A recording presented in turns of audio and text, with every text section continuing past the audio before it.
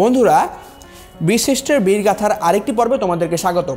এর আগের দুটি পর্বে আমরা বীরশ্রেষ্ঠ মহিউদ্দিন জাহাঙ্গীর সম্পর্কে জেনেছিলাম।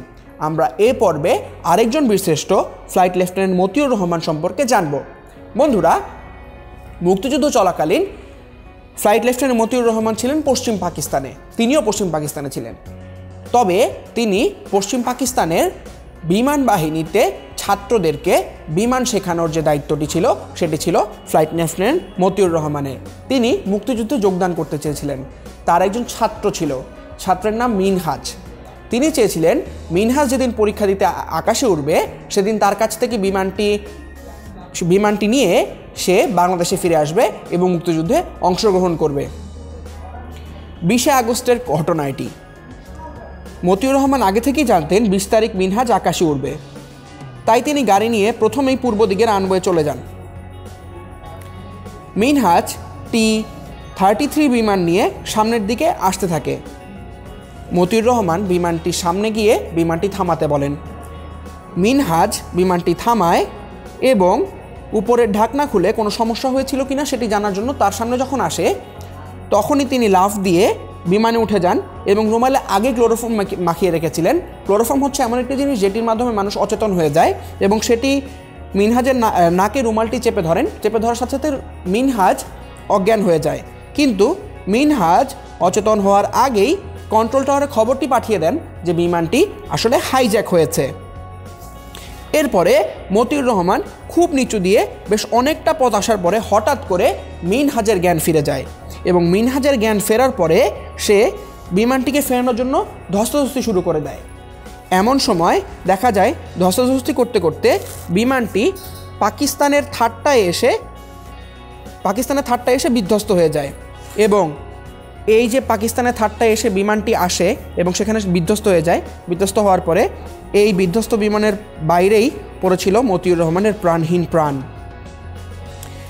2006 সালে তার দেহাবশেষ দেশে ফিরিয়ে আনা হয় এবং রাষ্ট্রীয় মর্যাদায় তাকে ঢাকার মিরপুরের শহীদ বুদ্ধিজীবী কবরস্থানে দাফন করা হয়। ফ্লাইট লেফটেন্যান্ট মতিউর রহমান 1941 সালে ঢাকায় জন্মগ্রহণ করেছিলেন এবং মুক্তিযুদ্ধ চলাকালীন সময়ে তিনি ছিলেন পাকিস্তান বিমান বাহিনীর ফ্লাইট লেফটেন্যান্ট।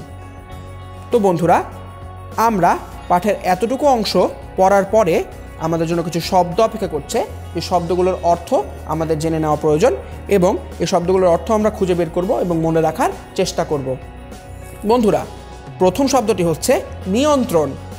নিয়ন্ত্রণ শব্দের অর্থ হচ্ছে নিজের আয়ত্তে আনা, অর্থাৎ কোনো কিছুকে নিজের আয়ত্তে আনা বা নিজের কন্ট্রোলে আনাকেই নিয়ন্ত্রণ বলা হচ্ছে এখানে। যেমনটি আমরা দেখেছিলাম মতিউর রহমানের ক্ষেত্রে, তিনি বিমানটি তার নিজের আয়ত্তে আনার চেষ্টা করেছিলেন বা নিজের নিয়ন্ত্রণে আনার চেষ্টা করেছিলেন। এর পরের শব্দটি হচ্ছে অতিক্রম। অতিক্রম শব্দের অর্থ হচ্ছে কোনো কিছু পার হওয়া বা ছড়িয়ে দেওয়া, অর্থাৎ কোনো একটি জিনিস পার করে ওদিকে চলে যাওয়া কিংবা কোনো কিছুকে ছড়িয়ে দেওয়াকেই অতিক্রম বলা হয়। এই ক্ষেত্রে মতিউর রহমান চেয়েছিলেন পাকিস্তান পাড়ি দিয়ে সে পূর্ব পাকিস্তানে আসবে এবং বাংলাদেশের মুক্তিযুদ্ধের জন্য কাজ করবে। ঠিক সেভাবেই অতিক্রম শব্দের অর্থ হচ্ছে কোনো কিছু পার হওয়া কিংবা ছাড়িয়ে যাওয়া। এর পরের শব্দটি হচ্ছে বিধ্বস্ত। বিধ্বস্ত হওয়া। বিধ্বস্ত হওয়া শব্দের অর্থ হচ্ছে ভেঙে চুরে যাওয়া, অর্থাৎ কোনো একটি জিনিস একেবারে দমড়ে মুচড়ে ভেঙে চুরে যাওয়াকেই বলা হচ্ছে বিধ্বস্ত। ঠিক যেমনটি আমরা পাঠে দেখেছিলাম, মতিউর রহমান একটি বিমান চালাচ্ছিলেন এবং সেটি অনেক উঁচু থেকে যখন নিচুতে এসে পড়ে যায় তখন সেটি একেবারে ভেঙে চুরে যায়, যার কারণে বলা হয় বিমানটি বিধ্বস্ত হয়েছে। ঠিক সেই ক্ষেত্রে বিমান বিধ্বস্ত হওয়া ব্যবহার করা হয়েছে এবং এই শব্দের অর্থ হচ্ছে ভেঙে চুরে যাওয়া। বন্ধুরা, এর আগের দুটো পর্বে আমরা ক্যাপ্টেন মহিউদ্দিন জাহাঙ্গীর সম্পর্কে জেনেছিলাম এবং এই পর্বে আমরা ফ্লাইট লেফটেন্যান্ট মতিউর রহমান সম্পর্কে জানলাম। এর পরের ভিডিওতে আমরা আরও একজন বিশিষ্ট সম্পর্কে ধারণা পাব। তো বন্ধুরা, পরের ভিডিওর জন্য অপেক্ষা করো। পরের ভিডিওতে দেখা হচ্ছে।